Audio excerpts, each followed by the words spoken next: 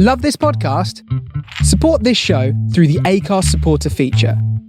It's up to you how much you give, and there's no regular commitment. Just hit the link in the show description to support now. Explaining football to the friend who's just there for the nachos? Hard. Tailgating from home like a pro with snacks and drinks everyone will love? An easy win.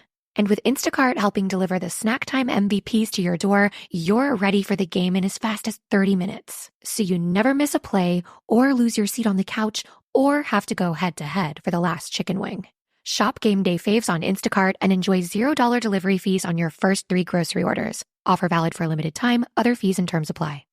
My dad works in B2B marketing. He came by my school for career day and said he was a big ROAS man. Then he told everyone how much he loved calculating his return on ad spend. My friends still laugh at me to this day. Not everyone gets B2B, but with LinkedIn, you'll be able to reach people who do. Get a $100 credit on your next ad campaign. Go to linkedin.com/results to claim your credit. That's linkedin.com/results. Terms and conditions apply. LinkedIn, the place to be, to be. Where'd you get those shoes? Easy. They're from DSW. Because DSW has the exact right shoes for whatever you're into right now. You know, like the sneakers that make office hours feel like happy hour. The boots that turn grocery aisles into runways. And all the styles that show off the many sides of you, from daydreamer to multitasker and everything in between. Because you do it all in really great shoes. Find a shoe for every you at your DSW store or dsw.com.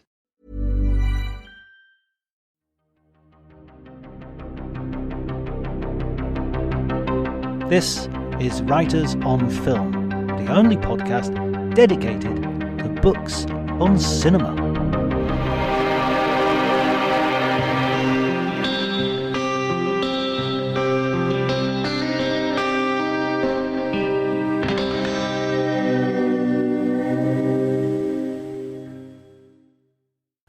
Hi everybody and welcome to Writers on Film. My name is John Bleasdale. I am a writer and film critic, and today I'm going to be talking to an extraordinary man. It's going to be an extraordinary conversation, I can promise you as well.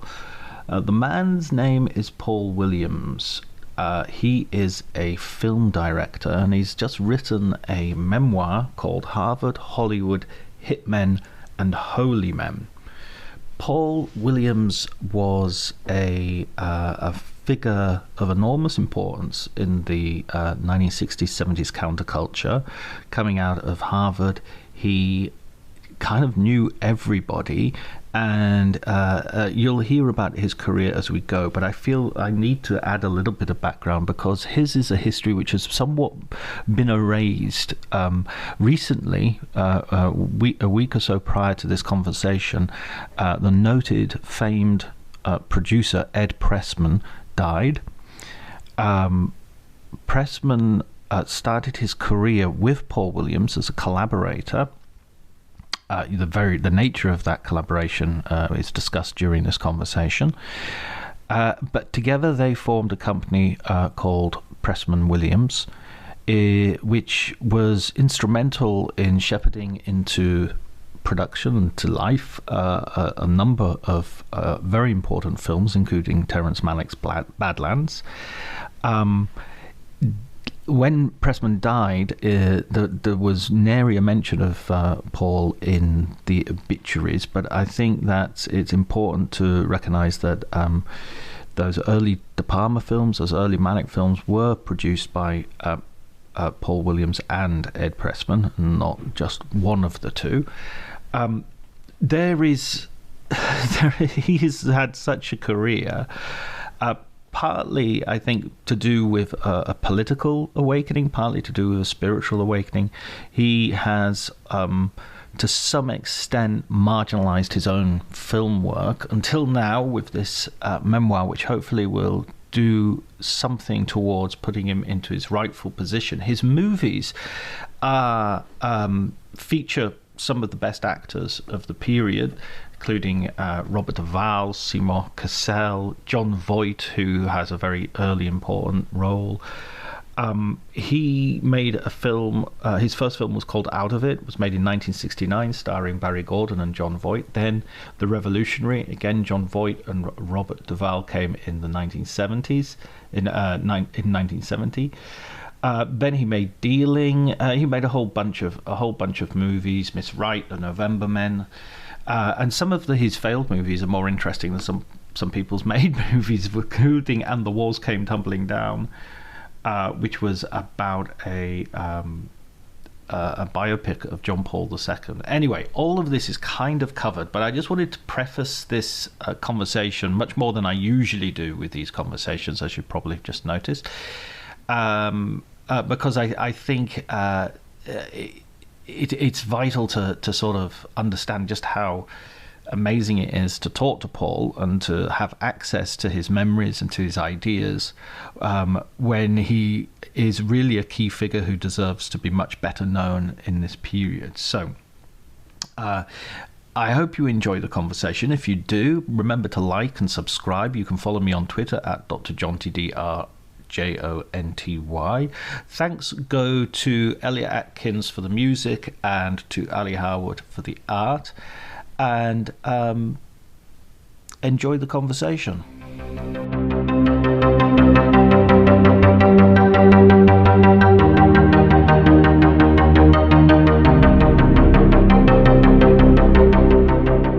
Playing a little cat and mouse game here with you for a little bit because you're a bright guy, and so I'm told.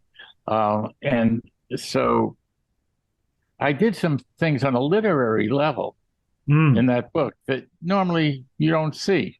Right. And I was wondering if you cognited on the system I was using to make it so immediate. Well, there was definitely a sort of almost like it was almost like poetry at some points, that it would have this sort of nucleus. It was sort of everything extraneous was gone, and there was some very right. I got you. Yeah. That was the first thing, was to get rid of everything, to try to keep it action and dialogue only, and to let the audience take the emotional significance. Right. And I was not trying to tell anybody what to think about this, except maybe a little political, stuff that drove me to South America. But the other thing, this whole mosaic of vignettes, I thought was sort of an interesting. I had never quite seen that before.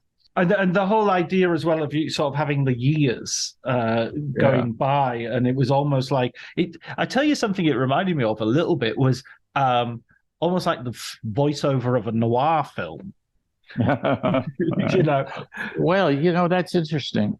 That's interesting because somebody mentioned it to me the other day. He did see what that was all about. Is that most memoirs are written from the point of view of the old wise man telling you about, how wonderful and blah, blah. The thing he liked so much about this was that everything was told from a contemporary point of view, from the point of view of the character at that moment, who hadn't yet become. He still had a life. You sort of took the trip with his evolving point of view on his own experience. Absolutely. It's sort of against the David Copperfield sort of Charles Dickens model of, whether I'm the hero of these pages, we are to see. Right. The exact opposite. And the other thing I thought was interesting, a lot of this, I think, people like the book, but I think a lot of the reasons it works aren't clear. But I think one of them is simply that it's really an anti-ego book. Most memoirs are there to show you how wonderful, great, what personality I've become. Whereas this is how I became a fool. It's sort of antithetical to the whole idea of autobiography. Then, right. Well, in the West, I would imagine it would be a pretty good autobiography in some mystical clan somewhere. How long did it take you to write? Because it's about 6 years.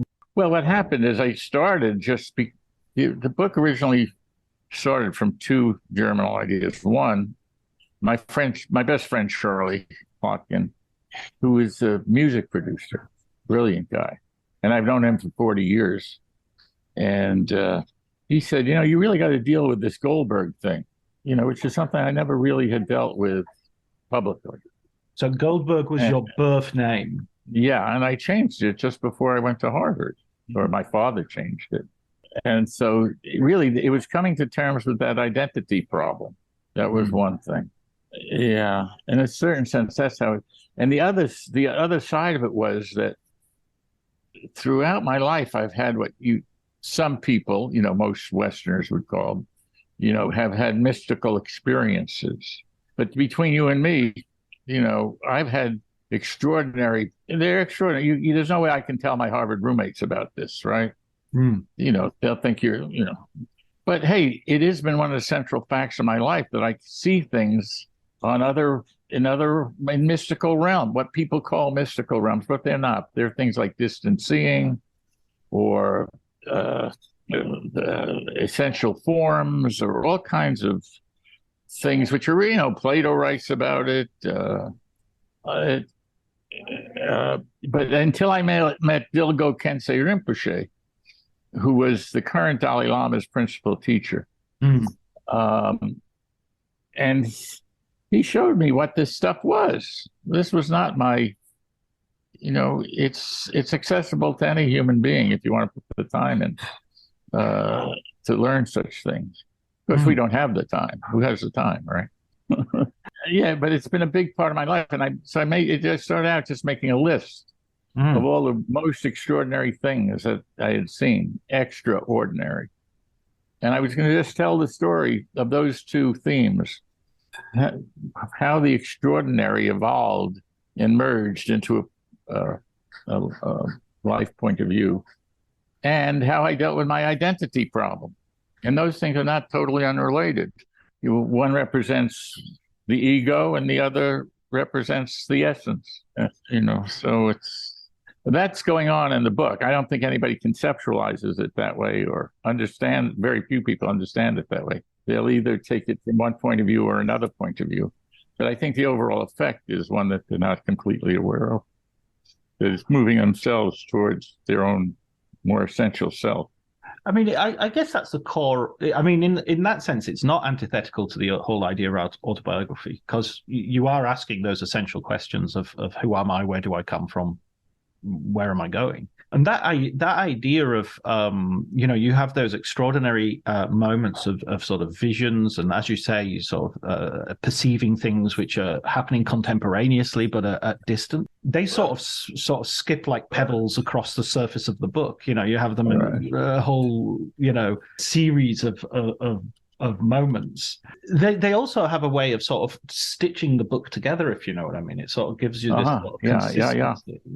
So let's go back.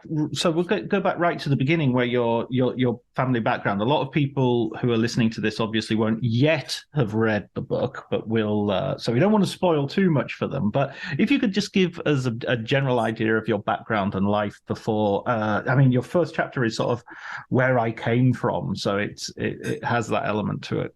How do we say this? Well, imagine John Stuart Mill Sr. living in the Bronx. Now, I don't know where is your audience? Is it in Europe here? It's international. It's all over the place. Okay, so people know what the Bronx is? I imagine so, yeah. Oh, all right, cool. So that's basically, if I had to explain where I come from the, lower middle class streets in the Bronx, with a father who is not very different from John Stuart Mill Sr. So that's basically, and a mother, of course, who was, what would you say, excessive in her love. Huey Newton used to say the same thing about his mother. Really? And, there's a part in the book about that, I think, unless they took it out. Yeah, no, I think there is. You're right. Huey and I used to talk a lot about our mothers and what excessive love meant emotionally growing up. And the thing we agreed on, that it was sick to receive that much love from your mother, is unbalanced. It's emotionally not healthy. But what it does do is it gives you an experience of overwhelming love as an infant. And then you spend your rest of your life never accepting love because it's not equal to that excessive amount you got as a very young child. And so you keep moving forward, trying to find that love in a great, whether it's from economics or politics or revolution or women, right? That there's always this quest. You're always willing to give up what you've achieved because you know what it felt like, Anyway, but it's all unconscious. But so I'd say those are the two things that were going on where I came from.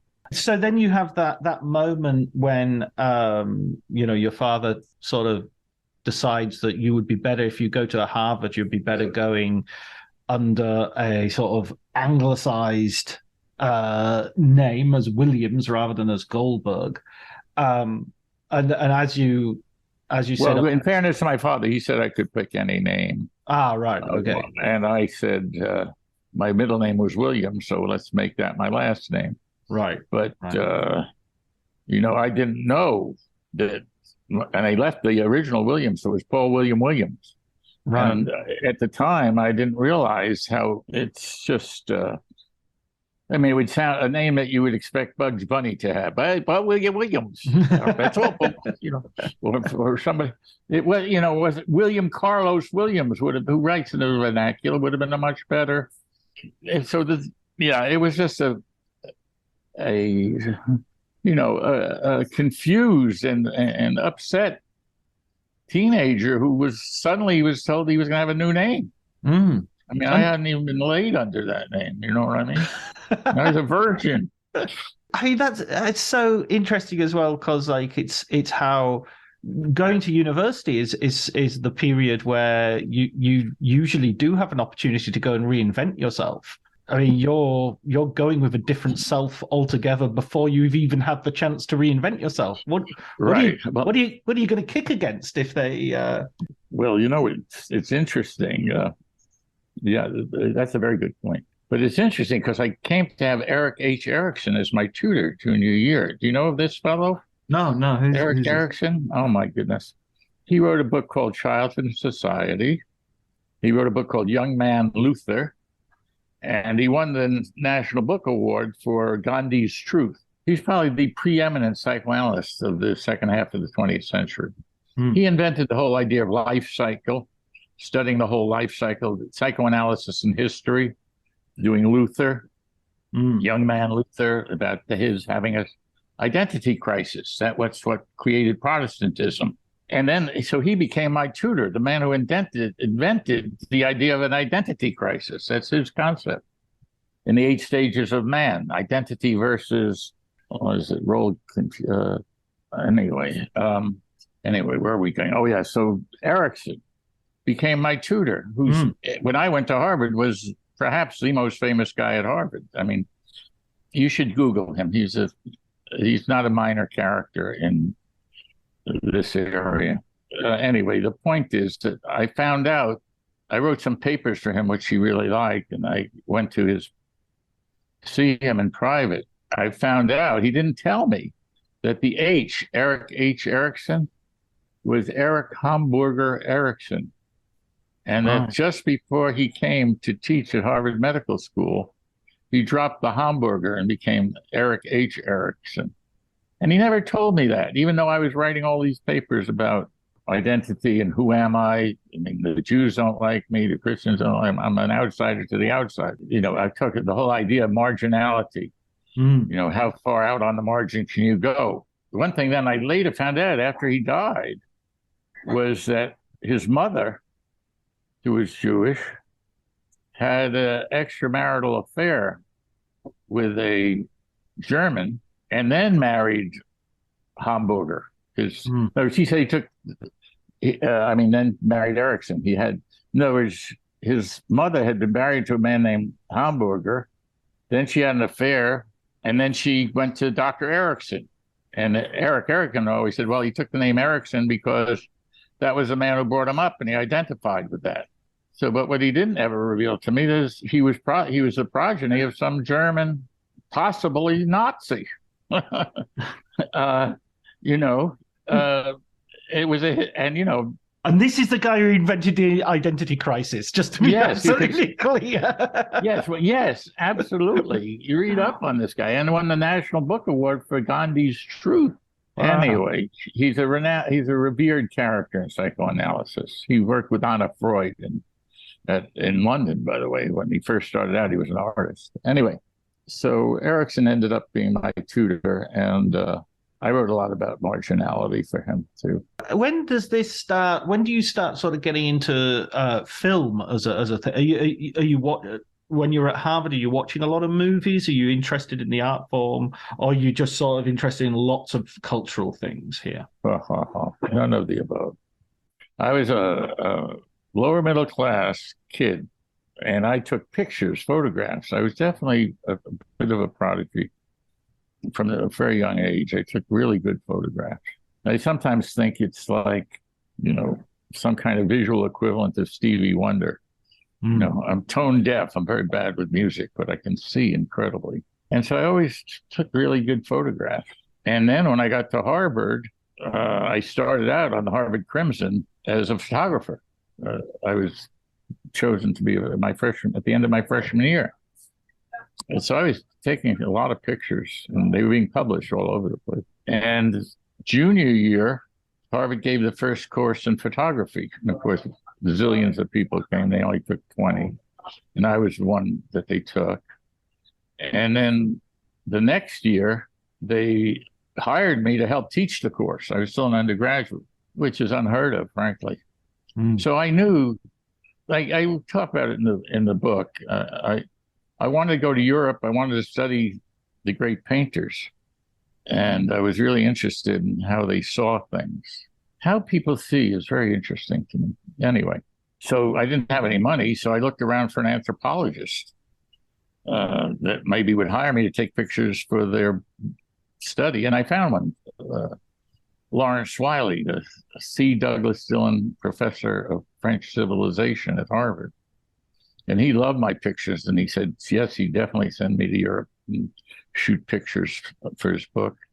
And C. Douglas Dillon was Secretary of the Treasury of the United States of America. Wow. So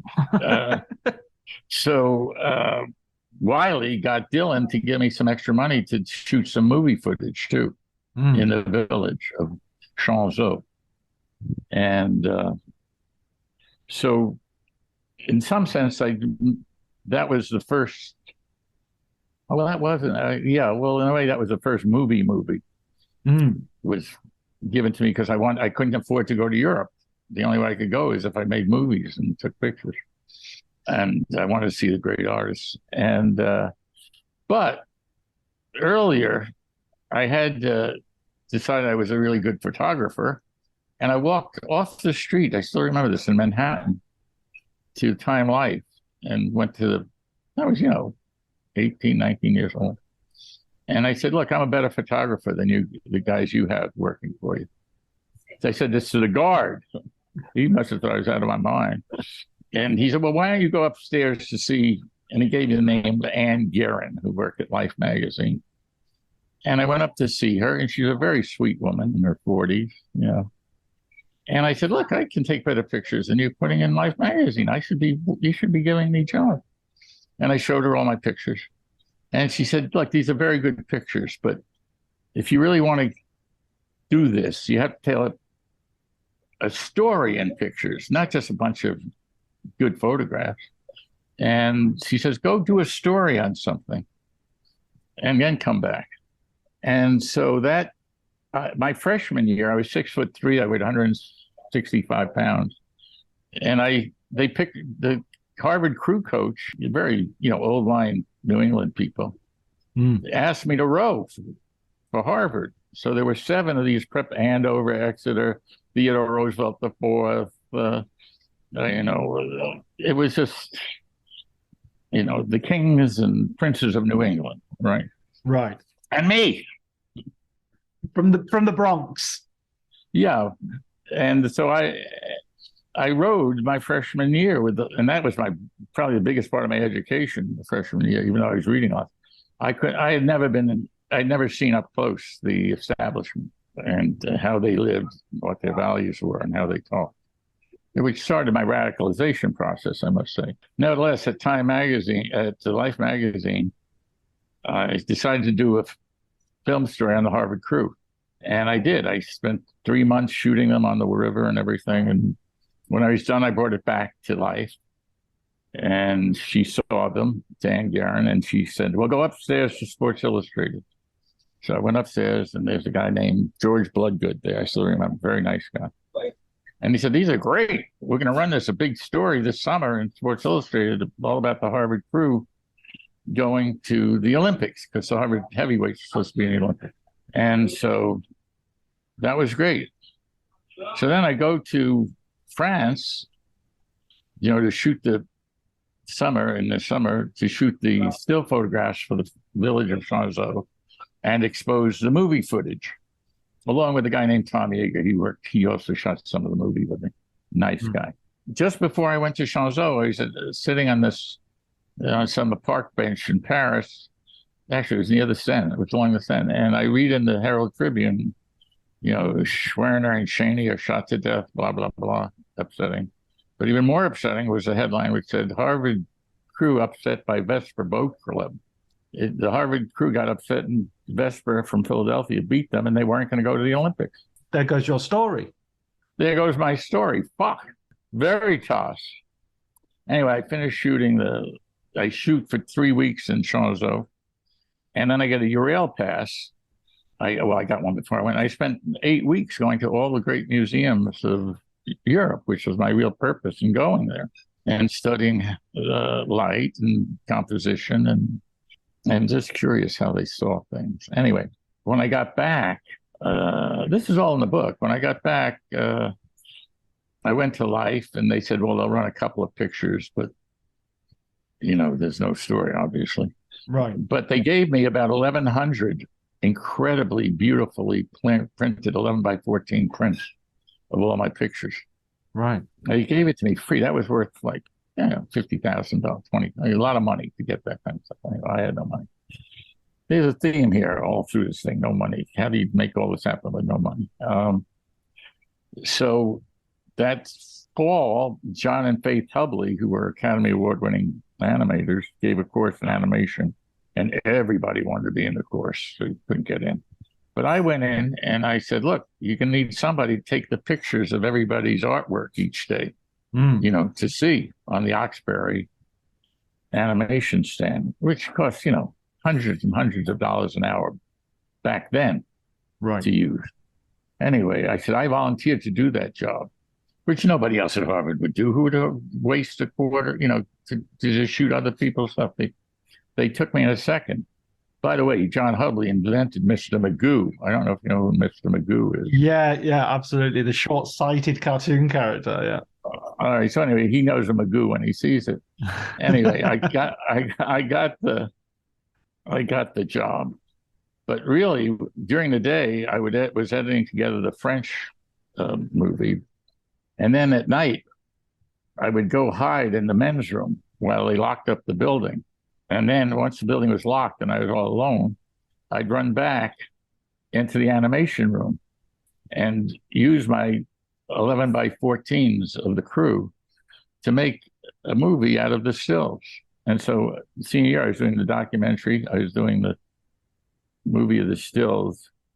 And then this is a long story, but that's when I was starting to think, hey, I think maybe I could make a movie.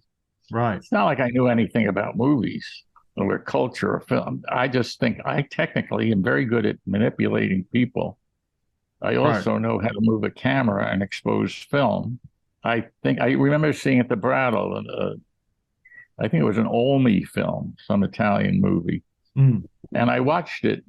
I didn't know what they were saying. It was in Italian. But I watched what was happening very closely. And I said, I could do that. Right. I could create that.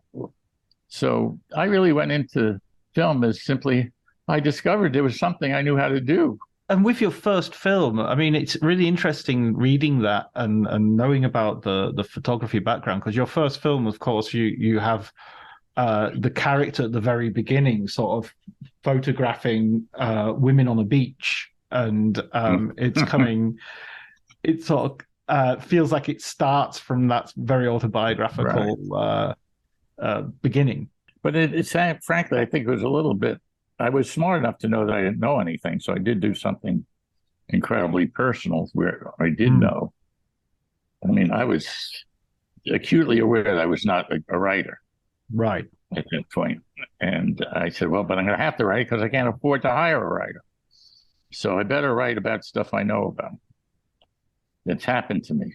And I just wrote down, I spent a year writing down things on 5x8 index cards, scenes, and then spent an immense amount of time just putting them on the floor and rearranging them in different orders to see if I could make a movie out of it, which I did eventually. There's a little footnote to that. Many years later, not many years, well, how many years later? Yeah, about 4 or 5 years later, I was at Francis Coppola's house. And I went up to his writing room with him, and this was before computers and laptops. And I had spent, a year looking at the floor of all these index cards, right? Rearranging them. But on one wall of his room was made of metal. And he had these little magnets with clips on them. So you could clip a index card on it. And so he didn't have to look down at the floor and hurt his neck. Francis could sit back in his chair and keep rearranging them.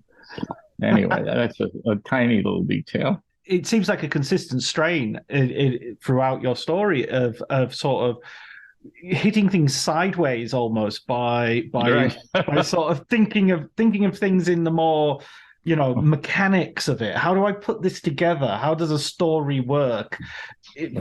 From bits, from the still photographs to the moving picture, from the index cards to the script. But plus, I also, John Voight, when we were making The Revolutionary. So the first film is Out of It, which you make, and John Voight has a small but important role in that. And Out of It, I would describe, I think you describe it in the book yourself as a sort of precursor to American Graffiti, as a sort of high school, college movie about, high school.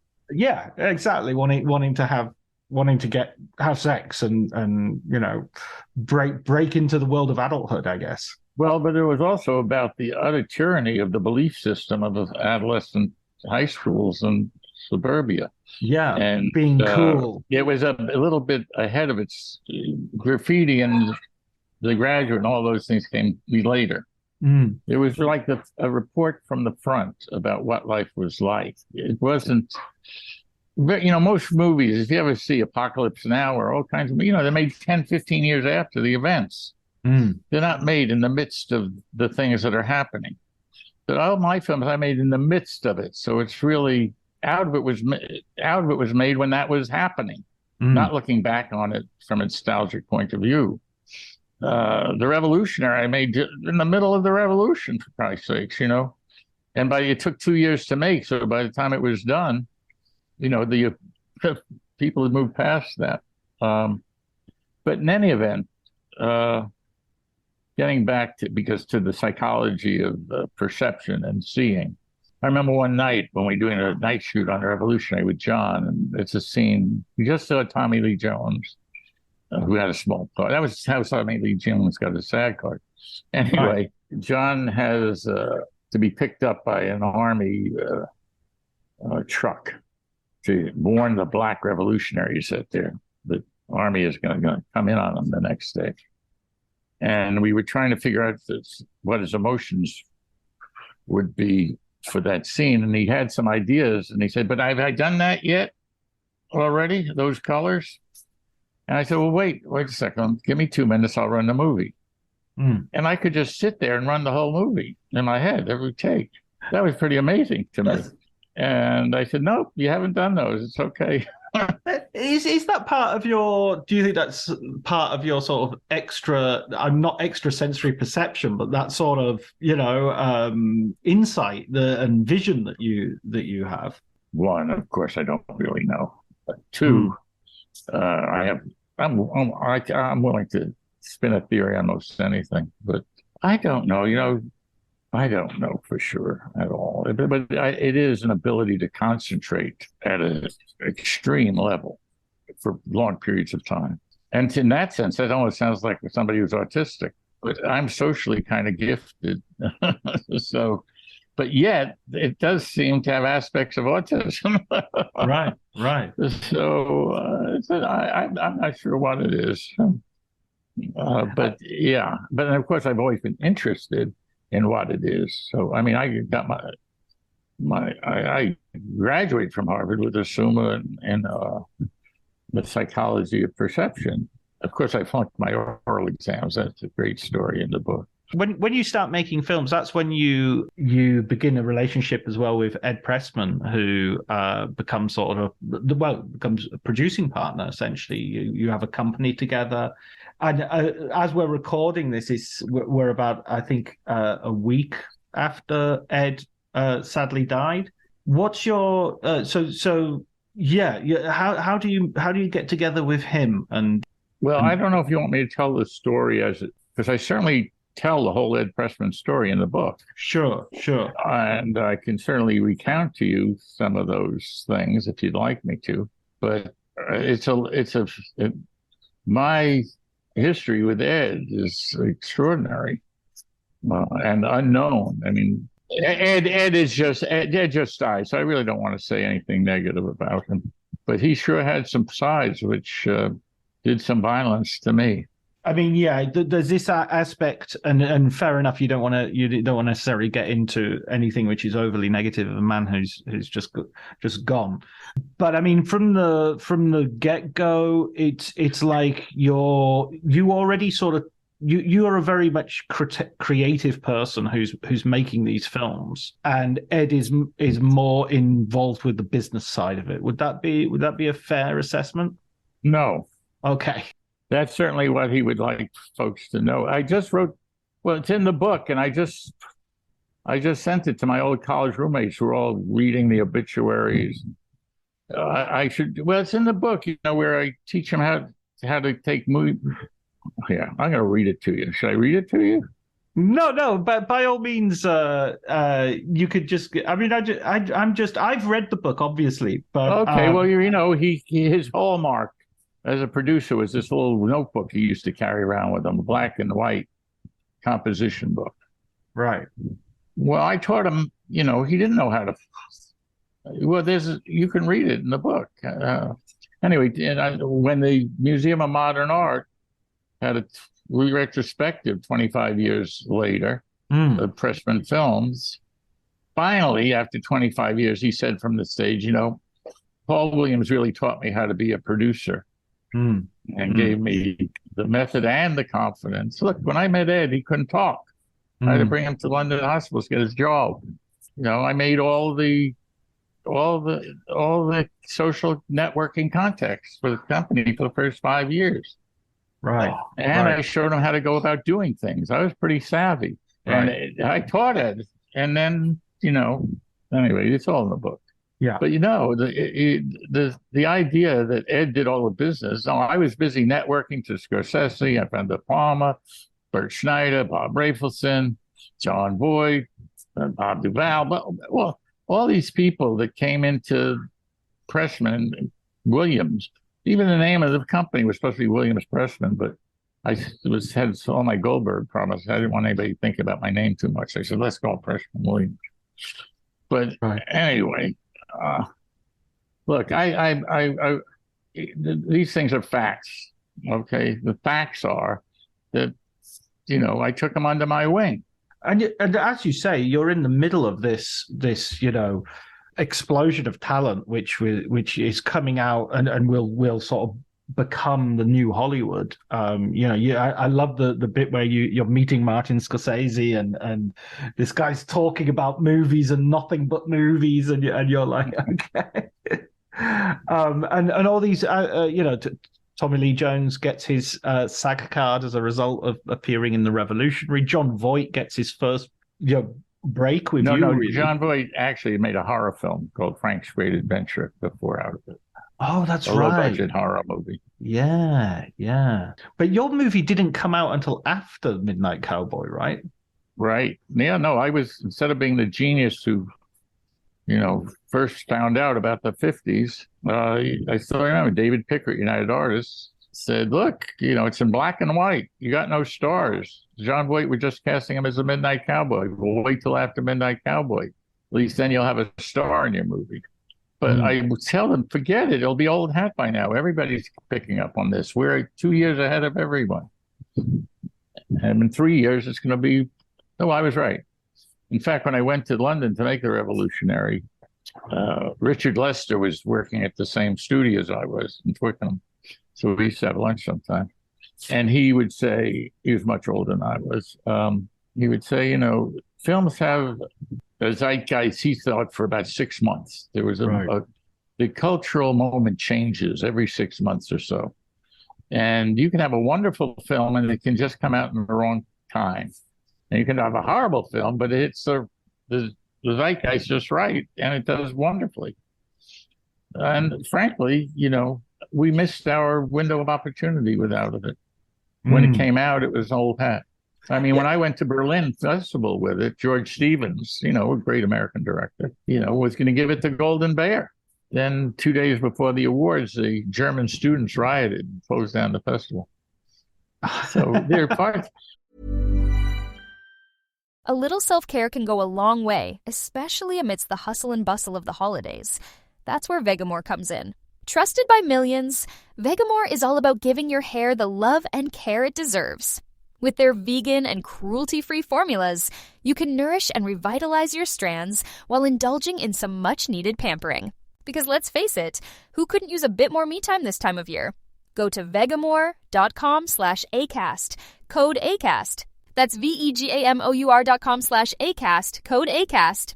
Hey, I'm Ryan Reynolds. At Mint Mobile, we like to do the opposite of what Big Wireless does. They charge you a lot, we charge you a little. So naturally, when they announced they'd be raising their prices due to inflation, we decided to deflate our prices due to not hating you. That's right. We're cutting the price of Mint Unlimited from $30 a month to just $15 a month. Give it a try at mintmobile.com/switch. $45 upfront payment equivalent to $15 per month. New customers on first 3-month plan only. Taxes and fees extra. Speed slower above 40 gigabytes. See details. There are parts of my life that have been very lucky and parts of my life that have been very unlucky. It's also that thing of living in a revolutionary period, isn't it? Of sort of like you're into the revolution, you're into the sort of zeitgeist that's going on there, but at the same time, it's like it's not very conducive to having a sort of a career trajectory, which is. Well, listen, you keep in mind, I was in Algiers with Eldridge Cleaver, right? Don Cox, who else? His wife was there. That woman who became quite famous.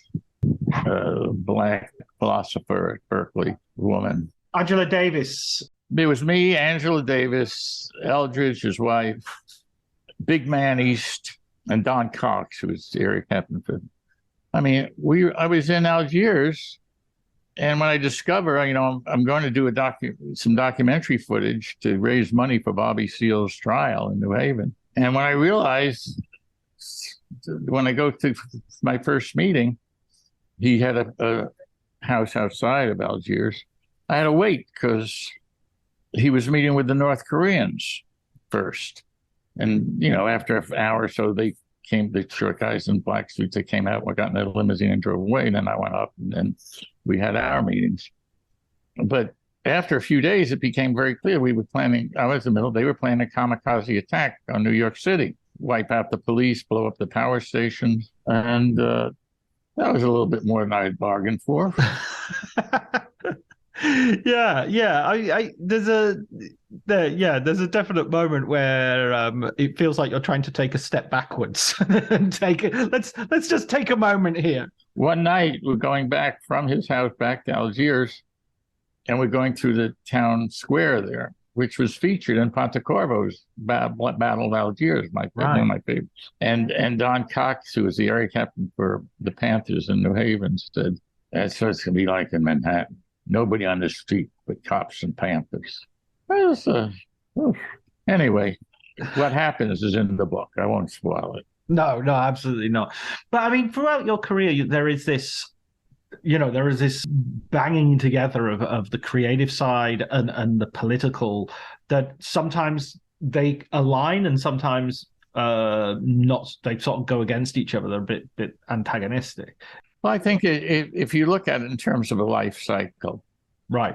Certainly you see a little Horatio Alger kind of character coming up here. I'm going to be what's the better? I like Harry the Rat with Women better, if you ever read that book. Right. By Jules Pfeiffer.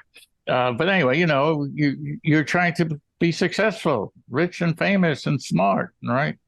But I achieved most of that before I was 24. Certainly richer and more famous than I ever conceived of playing in the streets of the Bronx, right, a few years earlier. And then running into life and death situations, that does something to you. And then running into some, I run into some of the highest, I'm not just bullshitting here, the current Dalai Lama's teacher and the great Sufi authentic master, and studied with these people a bit. Yeah. So I do know about a lot of stuff that is just outside the realm of normal discourse in the West. And so, in some sense, you see a disengaging from the values of the West, and not necessarily becoming East, but simply acknowledging the objectivity of nature and how the ego is a defense and a coping mechanism, which actually separates you from your feeling of oneness with the place. And that's a long process. And it's certainly not easily done without some very wise men helping you teach you what to do. But that's it, isn't it? In a sense that going back for a second to what you say about Marty Scorsese, who you like, who you recommend for films and right. I got a Boxcar Bertha. Yeah, exactly. Not again. I mean, Barbara Hershey and David Carradine to be in it. I'm sorry. Right. No, Marty was an authentic, I wouldn't call him a master, but a genius at film. I mean, for me, he's not Fellini or Kurosawa, but yet he made, when he was honest, like with Raging Bull or Mean Streets, then you can't do much better than that, I don't think. And of course, on a technical level, he's a master craftsman. Sure. Genius. But I mean, what I sense with someone like Martin Scorsese is he's putting his spirituality and he's putting his that sort of thing. He's putting it into cinema. That's his sort of church. That's his form of worship and prayer. And you seem to be someone who you're quite happy to go for cinema and work on film, but ultimately, that's only a facet of what you're interested in. Well, look, Marty, I knew Marty pretty well. I know Spielberg pretty well when we were all young together. And these guys lived movies. They were movies there for their whole lives. Movies weren't really my main cultural thing. But I read books and, and I was much more interested in European thought, frankly, than American. And, for me, movies was like, I know how to drive a cab. I need to make money. Actually, I don't, but that's what movies were for me. Unless you could use them towards something like out of it. I definitely wanted to break down the illusion of reality of high school. Same for radicalization and the revolutionary, the illusions that these revolutionaries have, especially the radicals in the States, thinking they were revolutionaries when really they just wanted to avoid the army. They didn't want to kill people. Or even dealing, people who, that was a joke, but still, for me, it was interesting to see, Harvard people have internalized the values of our society almost, and are going to become the establishment, the elite, and run the show. Right. But what happens when one of them becomes a criminal? Because they're all just servicing their own egos. They no longer have any ethical or moral consideration. And yet that's an advancement, believe it or not, in the evolution of the spirit. To go from a level of believing in high school or or having the ethics of a radical or having the ego primacy of a criminal who believes only in himself, those are all movements forward, believe it or not, in separating from the ego. I mean, Nunzio came after that, and that's really where you come to see that your ego, for me, I realized the ego was my enemy. I was going to make a movie about that. But, that's what they call, when you're deluded that your brilliant ideas, that you don't have an ego, but really your ego has just moved on to all your brilliant ideas. You're still full of shit, but you love your shit.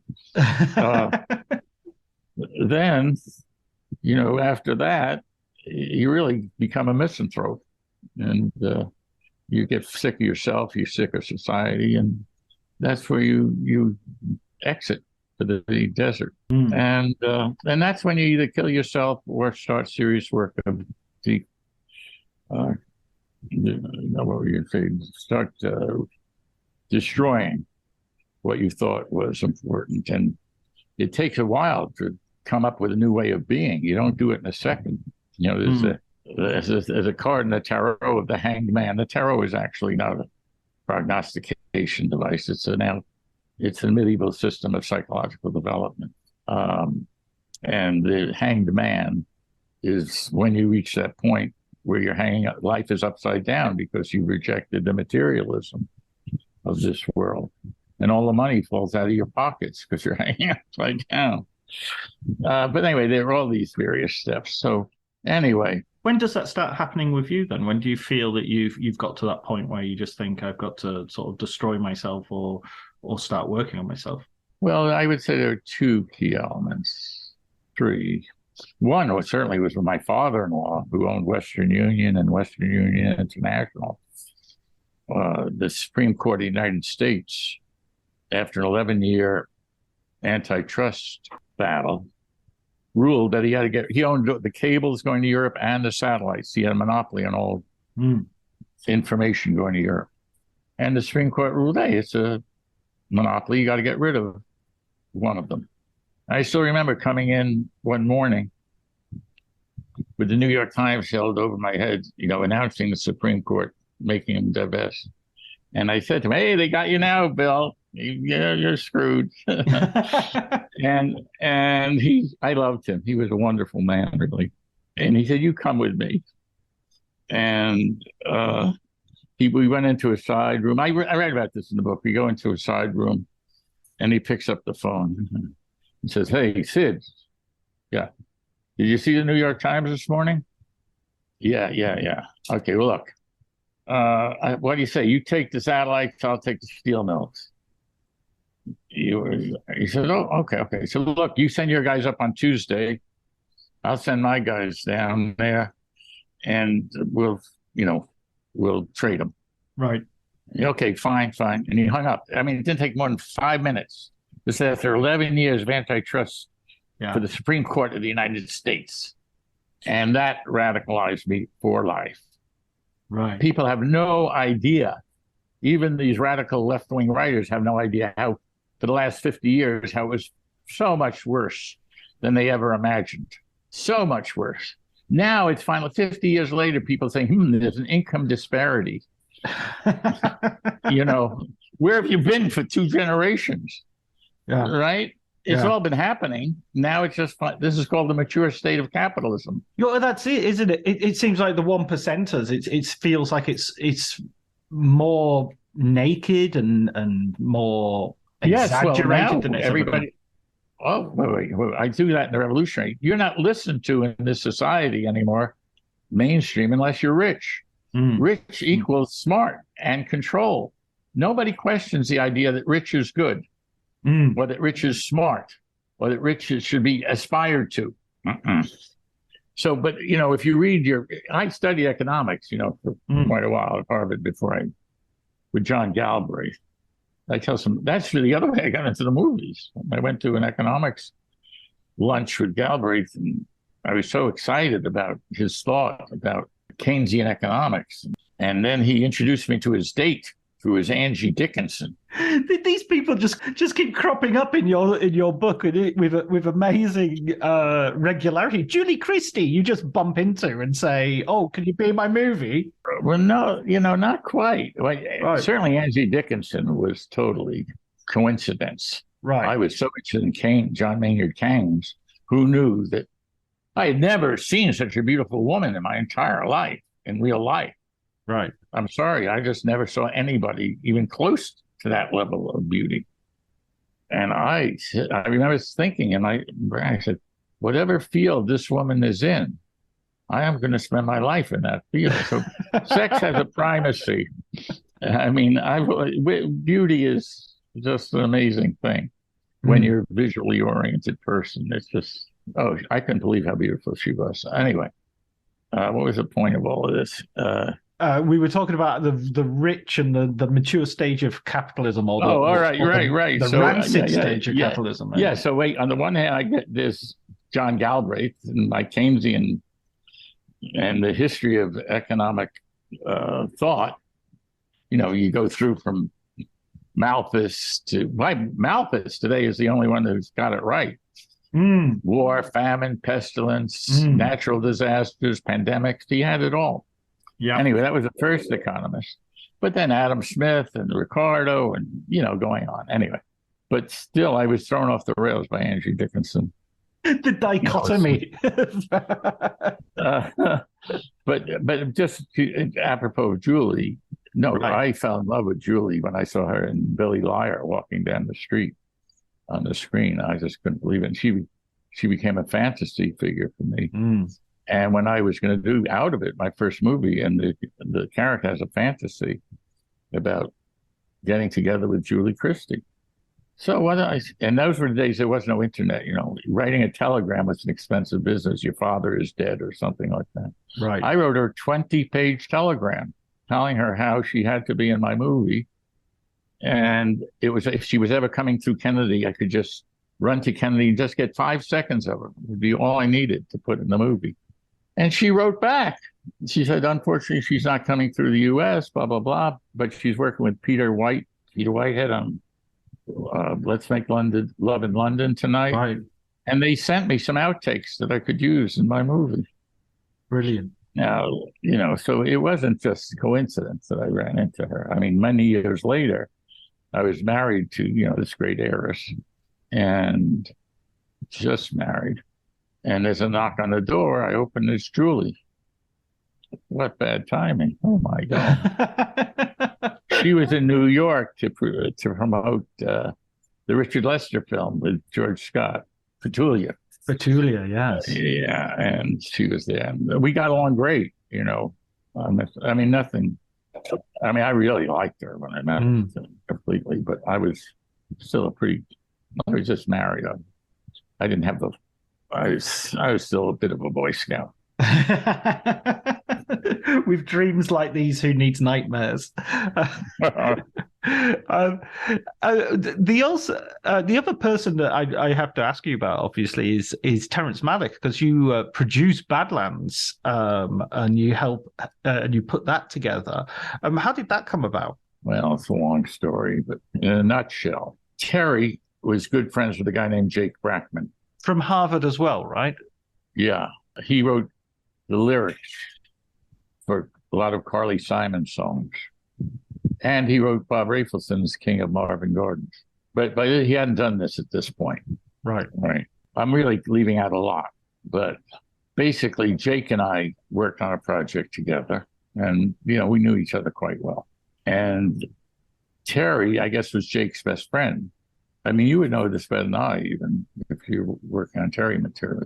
Jake doesn't show up in the Terry material? Oh, no, he does. Yeah. He's they meet in Harvard, and they work together on The New Yorker. And I think when he's in New York, I think even there's a Carly Simon connection as well with Terry that I think they briefly dated. Who you briefly dated? What?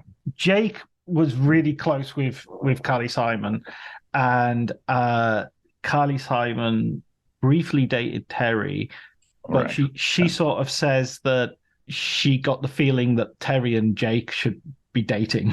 Well, that I think is a great insight.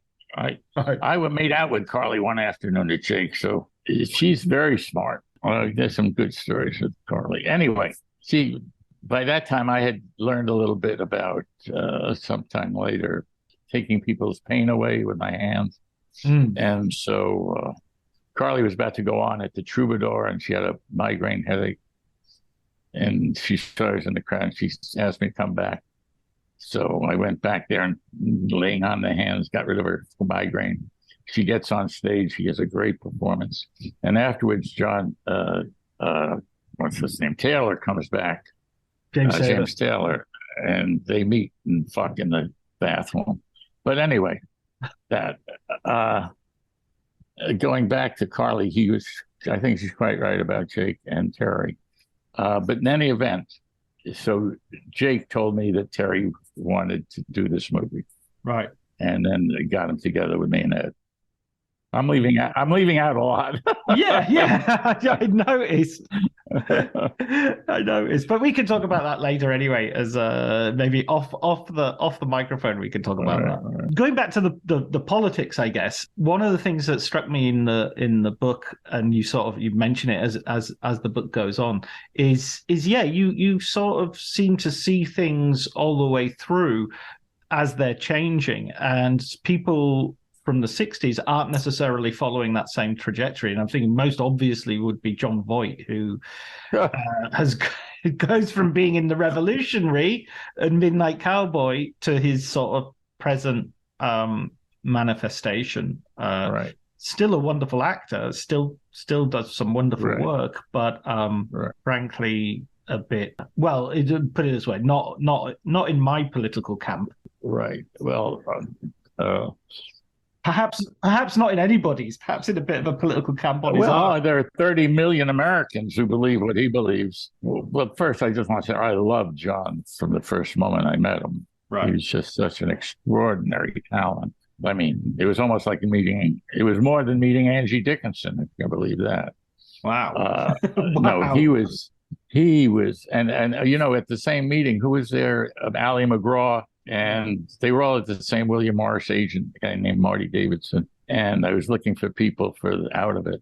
And I met John. And, this is the truth. Ed Pressman had signed Barry Gordon to do the lead because he wanted a name. And the main character was like me, not like some schlep, what Molly Haskell called, anyway.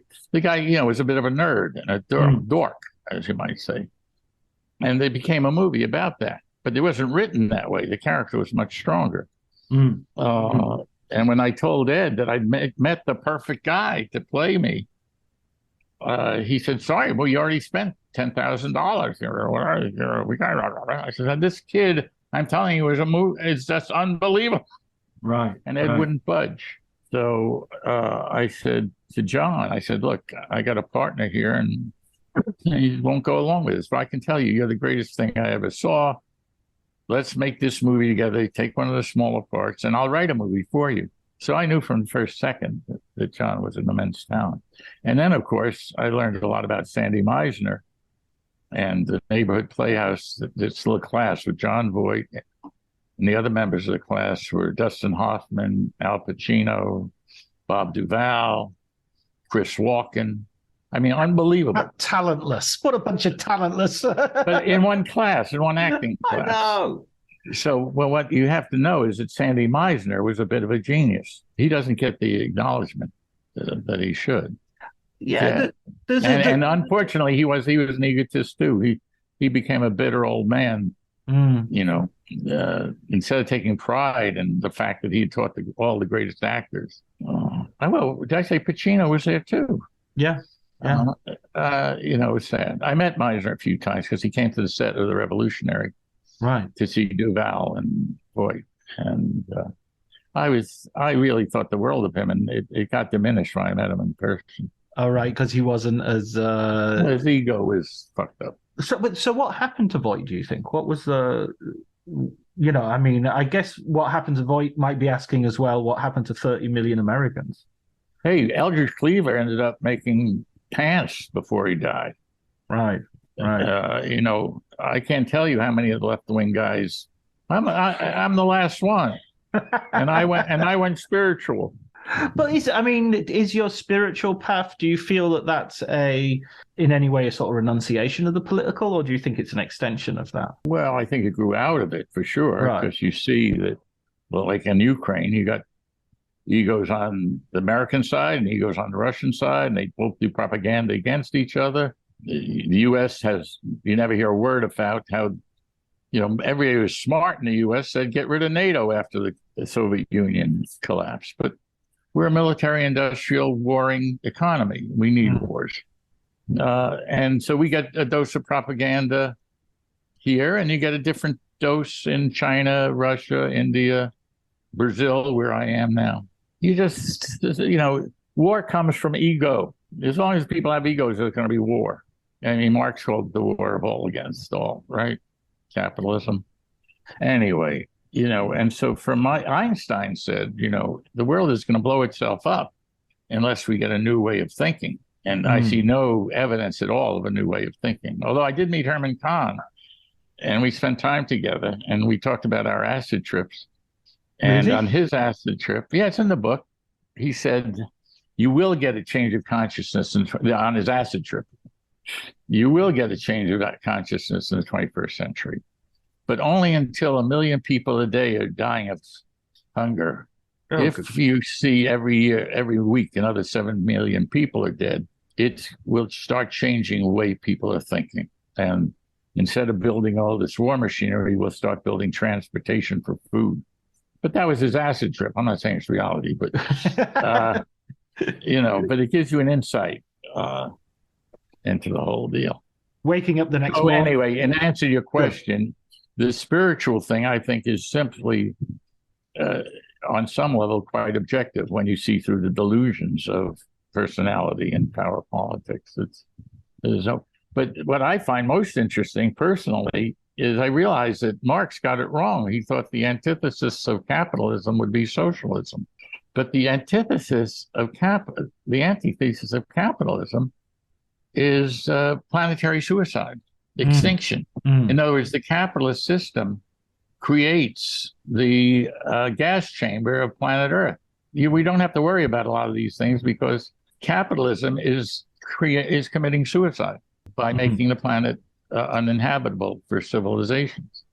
By making everyone commit suicide, essentially. Well, so I just had an idea about that a few days ago. But that there's Einstein, and then I came across the Einstein thing about he's saying that same thing a long time ago. That you have, unless you get a whole new way of thinking. I mean, in that sense, Greta Thunberg is a more important thinker than anybody else on the planet at the moment. But of course, nothing political will work because it's all based on opposition, and everything creates its opposite. I mean, if we look at history, don't we see that political things have worked? I mean, we have had progress. We have moved forward. So why would that end? Why would we not be able to do that? Well, have you read this what's his name? Piketty? Yeah, Thomas Piketty, the French economist. Have you read his stuff? Yeah, Capital. Yeah, I've read his stuff. Oh, okay. So, things have gotten a lot better. A lot better. Poverty, war, all these things are improving tremendously. The real culprit, though, is money. It's to make more. The model of growth capitalism is that you have to grow. Now, it's true. You could say, well, we could help with all of this out if we didn't have eliminated the progressive income tax 60 years ago. But this vast inequality and this total dedication to the god of profit and money. I mean, people would rather have jets and palaces than help starving people in the neighborhood. So until you this is where the Buddhists come in, Dalai Lama. He says, the starting point is compassion. And actually, capitalism has pretty much killed compassion. So now it's becoming ultimately extremely materialistic, but that's not the important part. The important part is the industrial process that's creating the gas chamber of Earth. Hannah Arendt says, hopefulness is what discourages courageous action. All the Jews who thought, we're just getting on the trains to be relocated to, they were very hopeful that they were going, everything's fine. And they all got gassed, right? Those who didn't accept the hope, who said, we're going to our death, were the ones who survived and took effective action against what was opposing them. Well, there is no courageous action. Right now, the whole green movement is a delusion. I mean, we are so far past the point of no return. And the Gates scholars at Cambridge, who must be among the brightest people on earth, right? Right. They go and they get the people from all over, pay their way, blah, blah, blah. And most of them, believe it or not, are studying how to fight climate change. That's what they're doing. And they're coming up with all kinds of brilliant ideas about how to make green more profitable than fossil fuels, and as if the game's still in play. And you see the ads from the oil companies and the politicians, oh, we're fighting climate change, blah, blah, blah, green, blah, blah, blah. Well, there was a wonderful time I talked with the heads of the Gates program at Cambridge, who are teaching these brilliant little kids. And what do you think of all these kids? Apropos, you're saying, well, it's all going to work out history. And they said, well, we really appreciate these young minds. They're really, the best we can do. But it's way too late. There's no way. You would have had to start 40 years ago with some massive programs. And right now, we're still not reducing the amount of CO2 in the atmosphere. Even though it was, so they are saying, forget it. I'm not talking about, radicals now. I'm talking about the Gates professors at Cambridge. So, boy, did I say a mouthful here, huh? Yeah, wow. We've I don't even want to start because I've got such a pessimistic view of the future that if I begin, people will turn this podcast off and never listen to it again, and they'll run into the sea screaming. I do that whole thing on Thomas Malthus in the book. Yeah, well, Malthus was absolutely right. Everyone has this cocky idea that Malthus, he got it so wrong. What an idiot! But it was like, no, he didn't foresee fertilizer. He didn't foresee. That was his one mistake. He didn't foresee a technological improvement that doesn't in any way abnegate the rest of his ideas. He was just a few hundred years ahead of his time. Yeah, exactly. It's funny. Joel Cohen, he was head of the Rockefeller Institute. Not to be mistaken with the film director, Joel Cohen. Yeah. No, this guy's a genius the world's leading genius on population. And he was on the Crimson with Jake and me and a lot of people. And he actually did the music for Chanson, the film about the French village. He played the piano in Adam's house. So. But I stayed a little bit in touch with him. Anyway, he said basically, this was about 8 years ago. He said, population is really not a problem. The world can support. First of all, the world population will even out at around 8 billion or 11 billion. And then it really won't grow anymore. And we have the capacity to feed that many people. So what they weren't figuring was that land would become non-arable, the air would become saturated, the oceans would be at 95% CO2 capacity, and the methane contained in the tundra and the permafrost is equal to all the CO2 produced since the beginning of the Industrial Revolution will be released in 40 years. So, I know this, and I think certain other people know this, but man, you don't see it on the TV. Paul Schrader put it in his first Reformed film, which was... Yeah, no, I know Paul Schrader. I had a funny time with Schrader when we, in that group in Hollywood. I used to know him pretty well, and he would come out every weekend to Margot. I was living with Margot Kidder, and Marty would come by, and Keitel, and all these guys. Schrader would come by too on the weekends, but he never would show up on non-weekends. And I finally said, "What are you doing?" He says, he's in his room in Santa Monica, and he's writing 3 scripts that are all going to be incredible. But he doesn't want to show anybody any script because he wants to direct. And he figures if he can show him 3 scripts and say, okay, you only get to make these if I direct the first one. That's how I'll get to be the director. We were all talking about how to become a director. I already was a director, but I was younger than all of them. Right. So it was weird. That was his plan. That was his master plan. And he put it into effect, and he did it. And I love Paul Schrader's movies, by the way, much more than a lot of more famous directors. I just think he's an excellent writer and director and a smart guy. Yeah. Anyway. Well, I was just looking for a way of sort of ending our conversation on a positive note. The positive note is that you can get to a place of serenity. Right. And harmony. Right. Yeah. And I don't know, they talk about luck. One day I'm broke, I'm in town, and the guy calls me, says this guy, Tom Monahan, who founded Domino's Pizza, billionaire, is best friends with Pope John Paul II, and he wants to do a film about him. Why don't you come and meet Tom Monahan?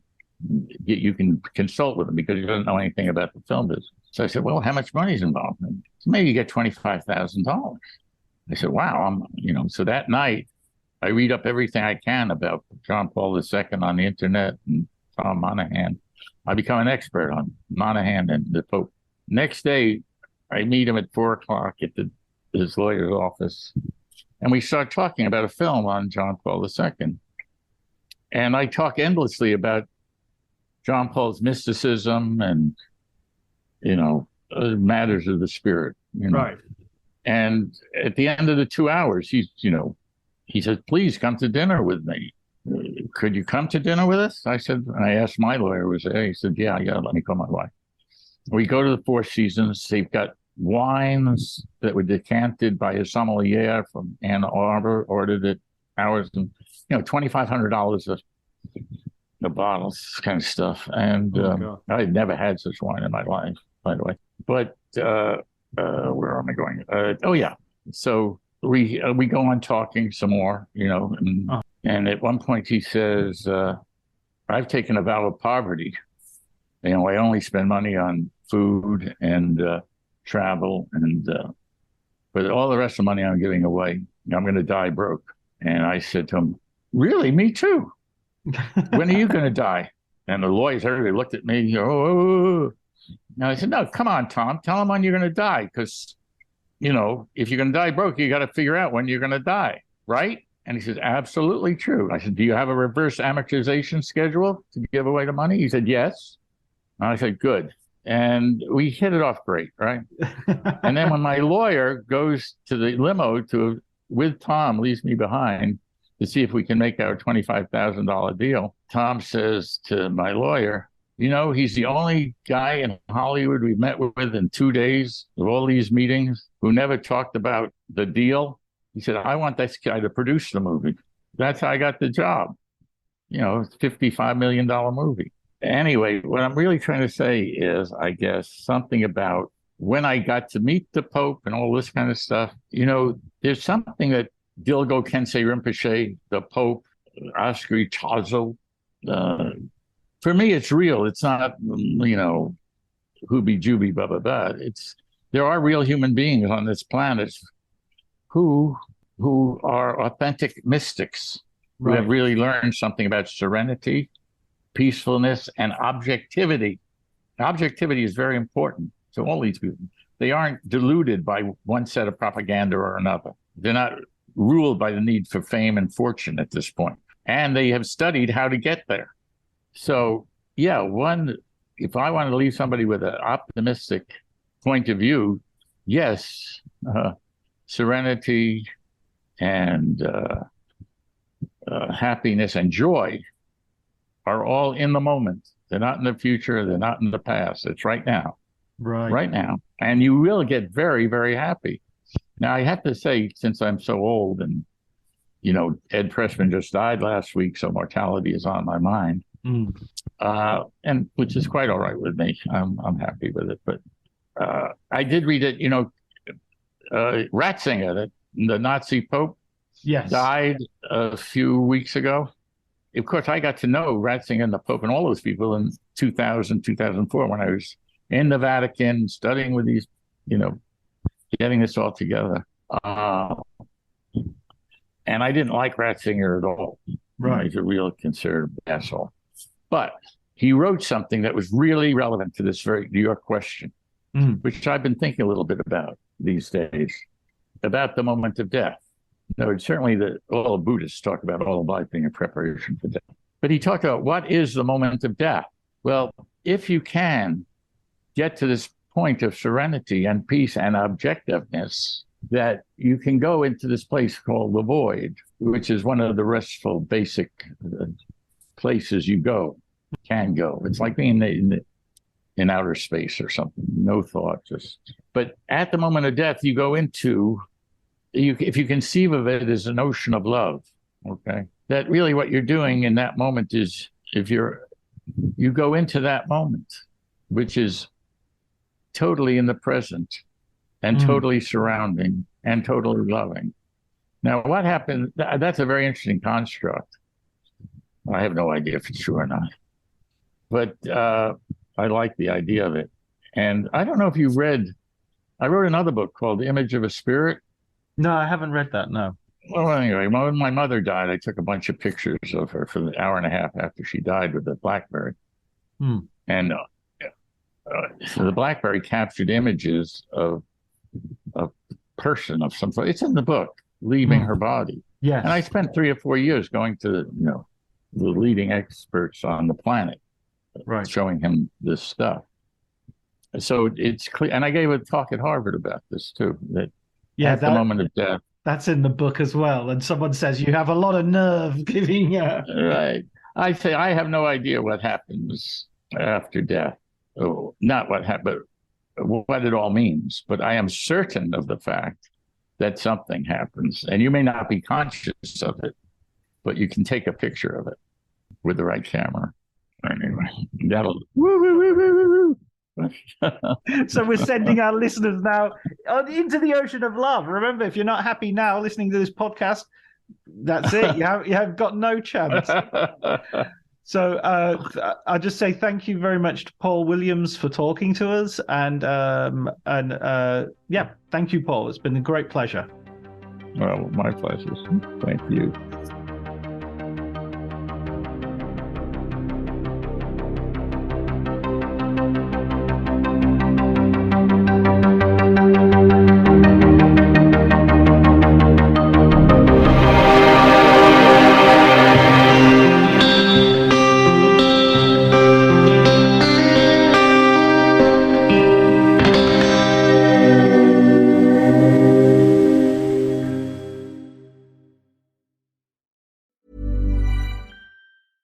$1-800-Flowers.com knows that a gift is never just a gift. A gift is an expression of everything you feel and helps to build more meaningful relationships. 1-800-Flowers takes the pressure off by helping you navigate life's important moments by making it simple to find the perfect gift. From flowers and cookies to cake and chocolate, 1-800-Flowers helps guide you in finding the right gift to say how you feel.